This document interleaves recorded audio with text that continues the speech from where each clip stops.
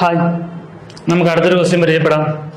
എന്തായിരുന്നു question? A sum of 36.90 is made 180 coins which are either 10 paise coins or 25 paise coins. The number of 10 paise coins is. ഇത് ഓറല്ല കേട്ടോ, ഇതിവിടെ and ആണ് കേട്ടോ. അപ്പോ എന്താണ് ഈ ക്വസ്റ്റ്യൻ പറയുന്നത്? നമ്മൾ ഈ അലിഗേഷൻ മിക്സ്ചർ വെച്ച് ചെയ്യാൻ പറ്റുന്ന ഏതൊക്കെ ക്വസ്റ്റ്യൻ ഉണ്ടോ അതിനകത്തെല്ലാം ഒന്ന് ടച്ച് ചെയ്തിട്ടാണ് ക്വസ്റ്റ്യൻ എടുത്തേക്കുന്നത്. അപ്പോൾ എല്ലാ വെറൈറ്റി ക്വസ്റ്റ്യൻസും ഉണ്ടാവും. അപ്പോൾ ഇത് തന്നെ ഒന്ന് പഠിച്ചു കഴിഞ്ഞാൽ നിങ്ങൾക്ക് ഏകദേശം ഓവറോൾ ഒരു ഐഡിയ കിട്ടും ഏതാ ക്വസ്റ്റ്യൻ വന്നാൽ എത്ര ഈസി ആയിട്ട് ചെയ്യാമെന്നുള്ള കാര്യം നോക്കാം. എ സം ഓഫ് 36.90, എൻ്റെ മൊത്തം ടോട്ടൽ എമൗണ്ട് എത്രയായിരുന്നു? 36.90 rupees ആയിരുന്നു. എത്ര കോയിൻ ഉണ്ടായിരുന്നു? നമ്പർ ഓഫ് കോയിൻസ് എനിക്ക് 180 കോയിൻസ് ഉണ്ടായിരുന്നു. ഈ സെയിം ക്വസ്റ്റ്യൻ നമ്മൾ എവിടെ ചെയ്തിട്ടുണ്ട്? റേഷ്യോ ആൻഡ് പ്രപ്പോർഷൻ ചെയ്തിട്ടുണ്ട്. ഈ സെയിം ക്വസ്റ്റ്യൻ ഞാൻ തന്നെ പഠിപ്പിച്ചിട്ടുണ്ട് റേഷ്യോയിൽ. നിങ്ങൾക്ക് അറിയാമെന്ന് ഞാൻ വിചാരിക്കുന്നു. എങ്കിൽ അലിഗേഷൻ വെച്ച് വളരെ വേഗത്തിൽ എങ്ങനെ ഈ ഒരു ക്വസ്റ്റ്യൻ ചെയ്യാൻ പറ്റും നോക്കാം. ഇത് ഏതൊക്കെ പൈസ കോയിൻസ് എന്നറിയാം. 10 പൈസ കോയിൻ ഉണ്ടെന്നറിയാം, 25 പൈസ കോയിൻസ് ഉണ്ടെന്നറിയാം. എങ്കിൽ ഇങ്ങനെ വരണമെങ്കിൽ 10 പൈസ കോയിൻ എത്ര എണ്ണം ഉണ്ടായാൽ പറ്റും എന്താണ് ഇവിടെ ക്വസ്റ്റ്യൻ. 10 പൈസയുടെ കോയിൻ എത്ര എണ്ണം ഉണ്ടെങ്കിൽ ഈ ഒരു എമൗണ്ട് കിട്ടും എന്നുള്ളതാണ് നമ്മുടെ ചോദ്യം. എങ്കിൽ നോക്കിയേ, ടോട്ടൽ നമ്പർ ഓഫ്, ഇത് രണ്ട് രീതി ചെയ്യാം. ഒന്ന് കോയിനിലേക്കാക്കി ചെയ്യാം, അല്ലെങ്കിൽ എമൗണ്ടിലേക്കാക്കി ചെയ്യാം. രണ്ട് രീതി ചെയ്താലും കിട്ടും. നിങ്ങൾക്ക് എന്തായാലും ഒന്നോ രണ്ടൊക്കെ പറഞ്ഞു തരാം. നിങ്ങൾക്ക് എല്ലാവർക്കും അറിയാമെന്ന് വിചാരിക്കുന്നു, കാരണം കുറെ ക്വസ്റ്റ്യൻ ചെയ്തതല്ലേ. ഇതിപ്പോൾ നോക്കിയേ, ടോട്ടൽ നമ്പർ ഓഫ് കോയിൻസ് 180 ആണ്. ഇതിന് എമൗണ്ടിലേക്ക് ആക്കുകയാണെങ്കിൽ, ഞാൻ ഇതിന് എമൗണ്ടിലേക്ക് ആക്കുകയാണെങ്കിൽ, അതായത് എൻ്റെ 10 പൈസ കോയിനുണ്ട്. ഞാൻ വിചാരിച്ചു ഈ 180 കോയിനും 10 പൈസയാണെന്ന് ഞാൻ വിചാരിച്ചു. നേരത്തെ ഞാൻ പറഞ്ഞിട്ടുണ്ട് ഇങ്ങനത്തെ ഒരു മെത്തേഡ്. ഈ മുഴുവൻ എമൗണ്ടും മുഴുവൻ വാല്യൂ എന്താക്കുക, നമ്മൾ ഓരോ വാല്യൂ ആയിട്ട് വിചാരിക്കുക. ഈ 150 കോയിനും 10 പൈസയാണെങ്കിൽ എത്ര രൂപ ഉണ്ടാവും നമ്മുടെ കയ്യിൽ? 150 കോയിനും 10 പൈസയാണെങ്കിൽ, അപ്പം 10 പൈസയാണ് 150 കോയിൻ. അപ്പം 180 10 പൈസ ഉണ്ടെങ്കിൽ എത്ര രൂപ കിട്ടും? നമുക്കറിയാം 10 പൈസയുടെ വാല്യൂ എന്ന് പറഞ്ഞാൽ എത്രയാണ് നമ്പർ, അതിന് 10 കൊണ്ട് ഡിവൈഡ് ചെയ്യണം. കാരണം എന്താ, 10 പൈസ എന്നെങ്കിൽ എന്താവുള്ളൂ? 1 രൂപ ആവുള്ളൂ. അപ്പം നമുക്ക് ഇവിടെ ലെഫ്റ്റ് സൈഡ് 10 പൈസയുടെ എമൗണ്ട് കിട്ടി. ഈ രണ്ടാമത്തെ കേസ് നമ്മൾ വിചാരിക്കുന്നു ഈ 180 കോയിൻ എന്താണെന്ന്, 25 പൈസയാണെന്ന് വിചാരിച്ചു. അപ്പം 180 കോയിന് 25 പൈസയാണെങ്കിൽ എന്താണ് 25 പൈസയുടെ പ്രത്യേകത? എത്ര നമ്പർ ഓഫ് കോയിൻ ഉണ്ടോ അതിനെ 4 ഭാഗിച്ചാൽ നമുക്ക് എന്ത് കിട്ടും? രൂപ കിട്ടും. അതായത് 4 25 പൈസ ചേർന്നെങ്കിൽ എന്താവുള്ളൂ? 1 രൂപ ആവുള്ളൂ. അപ്പം 8 25 പൈസ ആണെങ്കിലും 2 രൂപ. അങ്ങനെ എത്രയാണ് നമ്പർ ഓഫ് 25 പൈസ, അതേ ബൈ 4 ചെയ്താൽ നമുക്ക് എന്ത് കിട്ടും? എമൗണ്ട് കിട്ടും. അപ്പോൾ 180/4 ചെയ്താൽ നമുക്ക് ഇവിടെ എന്ത് കിട്ടും? എമൗണ്ട് കിട്ടും. അപ്പോൾ ലെഫ്റ്റ് സൈഡ് എമൗണ്ട് ആയി, റൈറ്റ് സൈഡ് എമൗണ്ട് ആയി. നമുക്ക് ക്വസ്റ്റ്യൻ തന്നെ തന്നിട്ടുണ്ട് ടോട്ടൽ എമൗണ്ട് എത്രയാണെന്ന്, 36.90 ആണെന്ന്. അലിഗേഷൻ ചെയ്താൽ മതി. നമുക്ക് 10 പൈസയുടെയും 25 പൈസയുടെയും റേഷ്യോ കിട്ടും. ഇവിടെ ഇപ്പോൾ സ്ഥലമില്ല, അതിനെ ലെഫ്റ്റ് സൈഡിലേക്ക് മാറ്റി എഴുതാം. അപ്പോൾ നമുക്ക് എത്ര കിട്ടും നോക്കാം. എമൗണ്ട് 180/10 എത്ര കിട്ടും? 18 കിട്ടും. പിന്നെ ഇവിടെയോ 180/4, 180/2 90, 90/4 45 എന്ന് കിട്ടും. രണ്ടും കൂടി ചേർന്നിട്ട് 36.9 അലിഗേഷൻ ചെയ്യുന്നു. 36.9 കൂടെ എത്ര കൂട്ടിയാൽ 45 കിട്ടും? 36.9 കൂടെ ഒരു 0.1 കൂട്ടിയാൽ 37 കിട്ടും. 37 + 8 കൂട്ടിയാൽ എത്ര കിട്ടും? 15 കിട്ടും. അപ്പം 8.1 ആയിരിക്കും എന്ത് ഇവിടെ കിട്ടുന്നത്. ഇനി ഇവിടെയാണല്ലോ 18 + 18 36 കിട്ടും. അപ്പോൾ 18.9 ആയിരിക്കില്ല റൈറ്റ് സൈഡിൽ കിട്ടുന്നത്. ഇവിടെ എത്ര കിട്ടി? 8.1, ഇവിടെ 18.9 കിട്ടി. എങ്കിൽ ഇത് നോക്കി, ഇതിനകത്ത് ഇത് നമുക്ക് റേഷ്യോയിൽ കിട്ടുന്നത് ഈ പോയിന്റ് അങ്ങ് ഒഴിവാക്കിയാൽ നമുക്ക് കുറച്ച് എളുപ്പമായില്ലേ. അപ്പോൾ 81 189 കിട്ടി. എങ്കിൽ ഇതിന് റേഷ്യോ ആക്കിയാലോ 9 × 9 ആണ് 81, 9 × 21 ആണെന്ത് ഈ പറയുന്നത് 189. ഇനി ഒന്നും കൂടി ആക്കിയാലോ 3 ഉണ്ട്, 3 × 7 നമുക്ക് റേഷ്യോ എത്ര കിട്ടി? 3:7 കിട്ടി. വളരെ ഈസി ആയിട്ട് നമുക്ക് എന്ത് കിട്ടി? ഈ 10 പൈസ കോയിൻ്റെയും 25 പൈസ കോയിൻ്റെയും റേഷ്യോ കിട്ടി. 10 പൈസയിൽ 3 എണ്ണം ഉണ്ടെങ്കിൽ 25 പൈസ എത്ര ഉണ്ടാവും? 7 എണ്ണം ഉണ്ടാവും. നമുക്കറിയാം ടോട്ടൽ നമ്പർ 10 പൈസ കോയിൻ്റെ എണ്ണമാണ് നമുക്ക് വേണ്ടത് ടോട്ടൽ നമ്പർ. അപ്പോൾ ടോട്ടൽ എത്ര കോയിൻ ഉണ്ടായിരുന്നു? 180 കോയിൻ ഉണ്ടായിരുന്നു. അത് വായിക്കുകയാണ്. അപ്പോൾ ടോട്ടൽ 180 കോയിൻ ഉണ്ടെങ്കിൽ ഈ 180 കോയിനെ മൊത്തം എത്രയായിട്ട് ഭാഗിച്ചാൽ 10 ഭാഗിച്ചാൽ അതിൽ 10 പൈസ കോയിൻ എന്ന് പറയുന്നത് എത്രയായിരിക്കും? 3 എണ്ണമായിരിക്കും. എങ്കിൽ നമ്പർ ഓഫ് 10 പൈസ എത്രയായിരിക്കും? 180/10 18 × 3 എത്ര കിട്ടും? 18 36 54. അപ്പോൾ നമ്പർ ഓഫ് 10 പൈസ കോയിൻ എത്ര കിട്ടും? 54 എന്ന് കിട്ടും. 54 10 പൈസ കോയിൻസ് ഉണ്ടാവും. ബാക്കിയുള്ള കാര്യം എന്ത്? 25 പൈസ കോയിൻ. അപ്പം വളരെ ഈസി ആയിട്ട് എന്ത് ഈ പറയുന്ന അലിഗേഷൻ മെത്തേഡ് ചെയ്യാം. ഇതിപ്പോൾ ഞാൻ ചെയ്തത് എന്താണ്? അതിനെ രൂപയിലേക്ക് ആക്കിയല്ലേ. ഇതേ കാര്യം തന്നെ നമുക്ക് എന്ത് ചെയ്യാം? പൈസയിലാക്കുകയും ചെയ്യാം. പൈസയിലേക്കാക്കി ഞാൻ ചുമ്മാ ചെയ്തു തരുന്നില്ല, കൺഫ്യൂഷൻ ആവുന്ന ആൾക്കാർക്ക് ഇത് ഇവിടെ വെച്ച് നിർത്തിയാൽ മതി. എങ്കിലും കുറച്ചൊക്കെ അറിയണം എന്നൊരു ഐഡിയ കിട്ടണം എന്നുള്ളവർക്ക് വേണ്ടി ഞാൻ പറയുകയാണ്. ഇതിനെ നമുക്ക് എന്താക്കാം, പൈസയിലാക്കുകയും ചെയ്യാം. കാരണം എന്താ, ലെഫ്റ്റ് സൈഡിൽ 10 പൈസ ഉണ്ട്, റൈറ്റ് സൈഡിൽ 25 പൈസ ഉണ്ട്. ഈ 6.9 കൂടെ പൈസയാക്കിയാൽ എത്ര കിട്ടും? ഇത് നോക്കിയേ, 180 കോയിൻ അല്ലേ, 180 കോയിൻ 36.9, 180/36.9 ചെയ്ത് ഇവിടെ ഒരു വാല്യൂ കിട്ടും. അതും എന്താണ്, പൈസയിലായിട്ട് കിട്ടും. വെച്ചാൽ 36.9 രൂപേനെ ബൈ 180 ചെയ്താൽ മതി. അപ്പം ഇതിൻ്റെ ആവറേജ് പൈസ കിട്ടും. അത് വെച്ച് അലിഗേഷൻ ചെയ്താലും നമുക്ക് എന്ത് കിട്ടും? ഇതേ 7:3 റേഷ്യോ തന്നെ കിട്ടും. നിങ്ങൾക്ക് എന്തെങ്കിലും ഡൗട്ട് ഉണ്ടെങ്കിൽ പറഞ്ഞാൽ മതി, ഞാനത് ചെയ്തു തരാം. അതിലൊന്നും കുഴപ്പമില്ല. ഇതിപ്പോൾ സമയം പോകുന്നു എന്നുള്ളതുകൊണ്ടാണ് ഞാനത് സ്കിപ്പ് ചെയ്തത്. ഈ രണ്ട് രീതിയിലും ചെയ്യാം. അപ്പോൾ നമുക്ക് അടുത്തൊരു ക്വസ്റ്റ്യൻ പരിചയപ്പെടാം. ക്വസ്റ്റ്യൻ ഇതായിരുന്നു, one quantity of wheat at rupees 9.30 per kilogram is mixed with another quantity at certain rate in the ratio 8:7. If the mixture is formed worth rupees 10 per kilogram, what is the rate per kilogram of the second quantity of wheat? ഇത് ഞാൻ തൽക്കാലം നിങ്ങൾക്കൊരു assignment ആയിട്ട് തരാം. ഈ ഒരു question ഞാൻ ഇപ്പോൾ എക്സ്പ്ലെയിൻ ചെയ്യുന്നില്ല. നിങ്ങൾ ഈ ഒരു ക്വസ്റ്റ്യൻ എഴുതിയെടുക്കുക, സ്വന്തമായിട്ട് ഈ ഒരു ക്വസ്റ്റ്യൻ ചെയ്യുക. കാരണം എന്താണെന്ന് വെച്ചാൽ ഇതിൽ ചെറിയ തെറ്റ് വരാനുള്ള സാധ്യതയുണ്ട്. വളരെ സിമ്പിളാണെന്ന് തോന്നും, പക്ഷേ ചിലപ്പോൾ നിങ്ങൾക്ക് തെറ്റ് വരാൻ സാധ്യതയുണ്ട്. അത് നിങ്ങൾക്ക് ചെയ്ത് നോക്കിയെങ്കിലേ നിങ്ങൾക്ക് മനസ്സിലാവുള്ളൂ. അത് കാരണം ഞാൻ ചെയ്ത് പറഞ്ഞു തന്നിട്ട് നിങ്ങൾ ചെയ്താൽ അതിൻ്റെ ബെനിഫിറ്റ് കിട്ടില്ല. ചെറിയൊരു അശ്രദ്ധ ഉണ്ടെങ്കിൽ, ഞാൻ തുടക്കത്തിൽ പറയാം, ചെറിയൊരു അശ്രദ്ധ ഉണ്ടെങ്കിൽ ചിലപ്പോൾ തെറ്റിപ്പോവും. നമുക്ക് രണ്ട് രീതിയിൽ ആൻസർ കിട്ടാം. അപ്പം നിങ്ങൾ ഇതൊന്ന് ചെയ്ത് നോക്കുക. ക്വസ്റ്റ്യൻ ഒന്നുകൂടി പറയാം. one quantity of wheat at 9.30 per kilogram is mixed with another quantity at certain rate in the ratio 8:7. If the mixture is so formed worth rupees 10 per kilogram, then what is the rate per kilogram of second quantity of wheat? നമുക്ക് ഒരു quantity of wheat ഉണ്ട്, ഒരു second quantity of wheat നമുക്ക് അറിയില്ല എത്രയാണെന്ന്. അത് 8:7 എന്ന റേഷ്യോയിൽ mix ചെയ്തപ്പോൾ ഈ മിക്സ്ഡ് ക്വാണ്ടിറ്റിയുടെ വർത്ത്, നെറ്റ് വർത്ത് എത്ര കിട്ടി? 10 per kilogram ആണെങ്കിൽ സെക്കൻഡ് ക്വാണ്ടിറ്റി ഓഫ് വീറ്റ് എത്രയാണെന്ന് നോക്കണം. നമ്മൾ ഇതുപോലത്തെ ക്വസ്റ്റ്യൻ, നമ്മൾ ഇതേപോലത്തെ ക്വസ്റ്റ്യൻ നമ്മൾ നേരത്തെ ചെയ്തിട്ടുണ്ട്. എങ്കിലും ഇതിൽ തെറ്റ് വരാനുള്ള സാധ്യത ഉള്ളതുകൊണ്ട് ഞാൻ തൽക്കാലം സ്കിപ്പ് ചെയ്യുകയാണ്. നിങ്ങളിത് ചെയ്യൂ.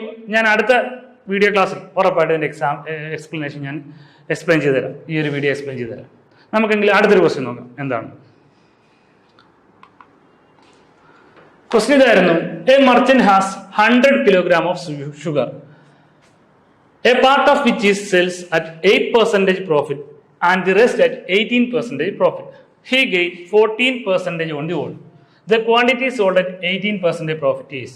ഇത് നമ്മുടെ ഒരു പ്രോഫിറ്റ് ആൻഡ് ലോസ് ക്വസ്റ്റ്യൻ ആണ്. നമ്മളെല്ലാ മേഖലയും ടച്ച് ചെയ്താണ് ഈ അലിഗേഷൻ പോകുന്നത്.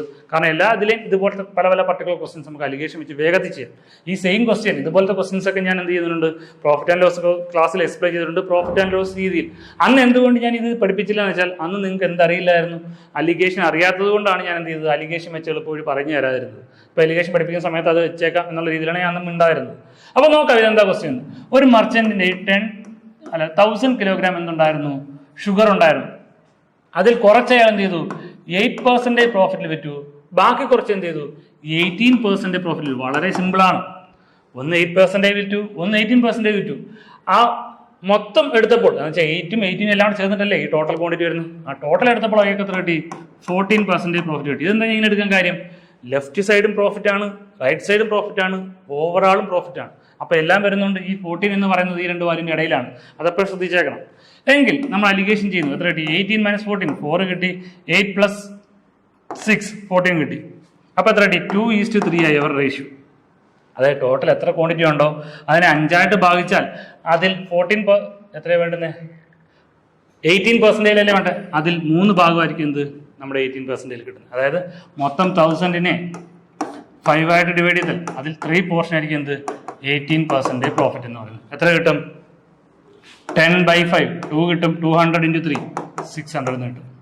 അതായത് 600 kilogram അയാൾ എന്ത് ചെയ്തു, 18% പ്രോഫിറ്റ് വിറ്റു. ബാക്കിയുള്ള 400 kilogram അയാൾ എന്ത് ചെയ്തു, 8% പ്രോഫിറ്റ് വിറ്റു. അതുകൊണ്ട് അയാൾക്ക് നെറ്റ് വർത്ത് എത്ര കിട്ടി?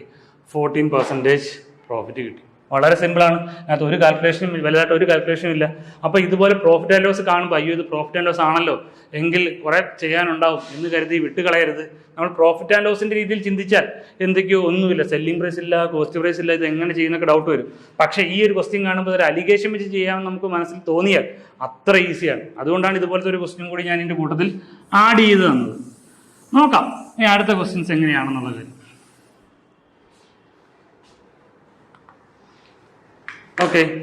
അടുത്തൊരു ക്വസ്റ്റ്യൻ പരിചയപ്പെടാം.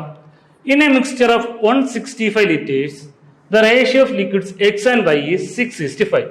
If 5 liter of liquid Y is added to the mixture, then what is the ratio of X and Y in the new mixture?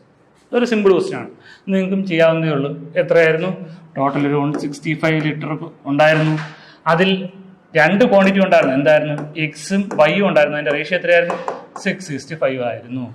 എങ്കിൽ ആക്ച്വൽ എമൗണ്ട് എത്രയായിരിക്കും? ടോട്ടൽ 165നെ മൊത്തം 11 ആയിട്ട് ഡിവൈഡ് ചെയ്താൽ മൊത്തം 165/11 എത്ര കിട്ടും? 15 കിട്ടും എക്സിന്റെ വാല്യൂ. എങ്കിൽ 6xന്റെ വാല്യൂ എത്രയാ? 15 × 6 90, 15 × 5 75. അപ്പോൾ എക്സ് എത്ര ഉണ്ടാവും? 90 ലിറ്റർ ഉണ്ടാവും. വൈ എത്ര ഉണ്ടാവും? 75 ലിറ്റർ ഉണ്ടാവും. അപ്പം ഈ രീതിയിലാണ് എന്ത് അതിനകത്ത് ഇനിഷ്യലി ഉണ്ടായിരുന്നത്. മൊത്തം 165 ലിറ്ററിൽ 90 ലിറ്റർ എക്സ് ഉണ്ടായിരുന്നു, 75 ലിറ്റർ വൈ ഉണ്ടായിരുന്നു. നമ്മൾ ഏത് ക്വസ്റ്റ്യൻ കണ്ടാലും ടോട്ടൽ ക്വാണ്ടിറ്റി തന്നാൽ റേഷ്യോയും കൂടി തന്നാൽ എന്ത് ചെയ്യുക? അതിനെ നേരെയും കൺവേർട്ട് ചെയ്തേക്കുക. എന്തായിരുന്നു? അതിനെ 6x 5x ആക്കുക. Total value by total ratio individual ratio ചെയ്യുക. നമുക്ക് ഇൻഡിവിജ്വൽ വാല്യൂസ് കിട്ടും. ആ ഇക്വേഷൻ ഉപയോഗിച്ചാൽ മതി. Total value divide by total ratio 6 + 5 11 into individual ratios ചെയ്ത് കഴിഞ്ഞാൽ നമുക്ക് എന്ത് കിട്ടും? ഇൻഡിവിജ്വൽ വാല്യൂസ് കിട്ടും. ഇനി നമുക്ക് നോക്കണം എന്താ വേണ്ടത്? ഈ 5 liters ഓഫ് ലിക്വിഡ് വൈ, ഇനി വൈ ആണ് എന്ത് ചെയ്യുന്നത്? ഒരു 5 ലിറ്റർ ആഡ് ചെയ്യുന്നത്. വൈ മാത്രമേ ആഡ് ചെയ്യപ്പെടുന്നുള്ളൂ. അങ്ങനെ ആഡ് ചെയ്താൽ then what is the ratio of x and y? വളരെ സിമ്പിൾ ക്വസ്റ്റ്യൻ ആണ്. അപ്പൊ എത്ര കിട്ടും? 90. എക്സിന്റെ വാല്യൂ 90 ആണ്. വൈന്റെ വാല്യൂ എന്തായി? 75 + 5 80 ആയി. എന്ന് വെച്ചാൽ അവർ റേഷ്യോ എത്രയായി?